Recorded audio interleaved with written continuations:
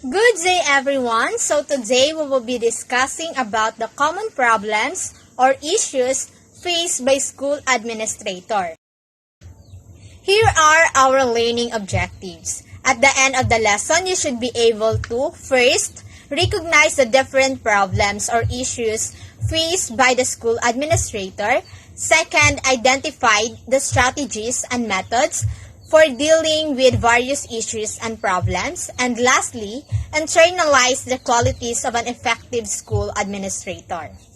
But before that, I am GNV Kerming, the first reporter from Group 2. My group mates are Gwyneth Catherine Dadibas, the second reporter, and the third reporter would be Catherine Faith Delphine.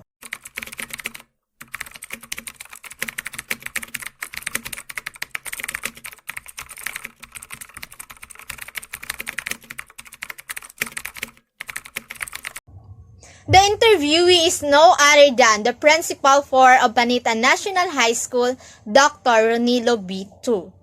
Let's have a short family background about Dr. Tu. His father is also a teacher who holds a high position in education. That's why he is so motivated to be a school administrator. Second, his wife is a teacher. That's why it is easier for him to discuss about her duties and responsibility as a school administrator because he and his wife are in the same field. And lastly, they have 4 children, 2 of whom are professionals and the other 2 are still in college and in high school. Now, let's have a background on his work. Dr. Tu has 18 years of experience as a teacher and school leader. He became the head teacher 3 at Cabog-Cabog National High School. He was also the principal 1 at Yating National High School. He was also the principal 3 at Kasanayan National High School as well as at Hipuna National High School. He became also the principal 4 at Maay National High School. Actually, nadatnan ko pa siya when I was grade 7 to grade 8 or 9, I think. And based on my observation, masasabi ko talagang he is a good principal kasi palagi ko siya nakikita naglilibot inside of the campus wherein he is ensuring that students have the safe learning environment. And currently, he is a principal 4 at Panitan National High School. Now, let's proceed to the summarization of the interview. For the first question, how did you balance your time as a school administrator with family responsibilities? According to Dr. Tu, time management. So let's have a deep understanding about time management. Time management is your ability to use your time productively. Kasi 'di ba, when you are a school administrator, you have a big responsibility.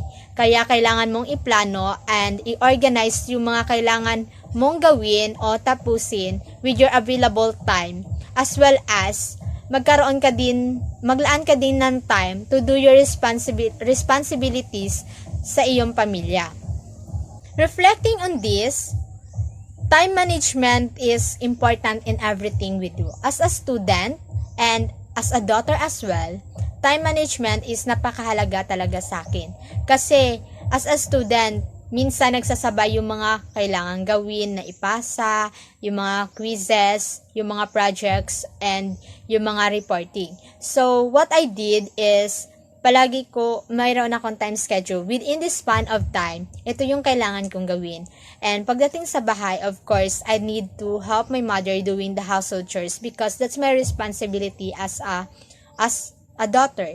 So, therefore, I conclude that time management is very important for us to avoid cramming. The second answer of Dr. Tu is maintain open lines of communication with your family and coworkers. Kasi 'di ba, open communication is very important so that everyone would be aware of your commitment and responsibilities to your work. Also, open communication is very important so that your family would understand why sometimes you seems too busy. Kasi 'di ba, there were cases talaga na mangyayari na when there is a family occasion you cannot attend because you are in seminar, for example. So in that case, if you have an open line communication to your family, they could understand you and they will not misinterpret you. So additionally, when it comes to work, open communication is also important, and it comes in two ways. You are an active listener and you are sharing your thoughts. So, as an active listener, you should always listen to the concerns of your co-workers, and as a school administrator also, you should be able to express and give and communicate to them or give them updates about the current situations of the school. The third answer of Dr. Tu is establish clear boundaries between work and personal life. I think this is very important. According to the article that I've read online, those employees who have clear boundaries between their work and personal life are called segmented. Setting boundaries between your work and personal life is very important to increase your work productivity. In other words, it's like switch off and then concentrate on one another. It only means that kapag nasa workplace ka na, you should only focus on your work and you should not bring your personal life to your workplace to avoid distractions. On the other hand, when you are in your home, you should focus on your personal life. Now, let's proceed to the question number 2. What are the difficulties or problems in managing the school? According to Dr. Tu, he looks into 4 aspects: the student development, personal development, financial development, and facilities. According to him, these 4 are the common issues he faced as school principal because they are dependent on one another, and any lack of attention in one area may influence the school in overall. Let's discuss each 4 aspects. First, we have the student development. According to him, this is the foundation of every school. Aside from academics, a principal should strive to foster all aspects of the growth of students, including their social, emotional, and physical well-being. Student development. It is the foundation of every school because the performance of the students reflects how well the teacher is or how effective the teacher is. So that's why it is very important for the principal to ensure that every teachers are doing their job well and to ensure that they are developing students holistically, not only their cognitive level, but also their affective level and their psychomotor aspect. So, in order to do that, of course, the principal need to ensure also that the materials that needed by teacher and students are provided. The next one is the personal development. According to Dr. Tu, these are the rewards or promotes teachers who are performing well in order to foster a productive and encouraging work atmosphere and contributes to excellent staff morale and commitment. Here in the personal development, a school principal must be supportive. Halimbawa, yung guro kapag nagpapaalam sa'yo that they would study a master degree or a doctorate degree, of course, you should allow and support them. Secondly, here, you should ensure that and encourage the teachers to join in seminars or attend a seminar for their professional growth.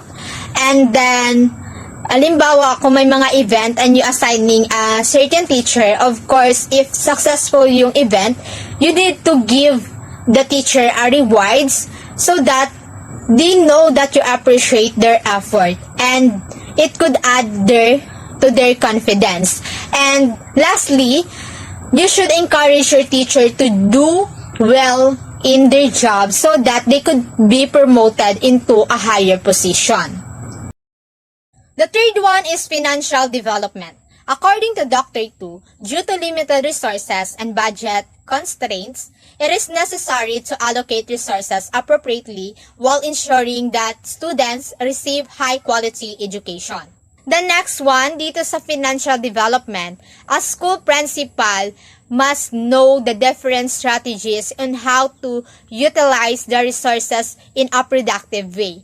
That's why having a budget plan is very important para masigurado na yung pangangailangan ng both of the teachers and students are provided. Lastly, facilities. According to Dr. Tu, it should be well kept, safe, and conducive to successful teaching and learning, and it should ensure that the facilities meet the needs of all students and school personnel.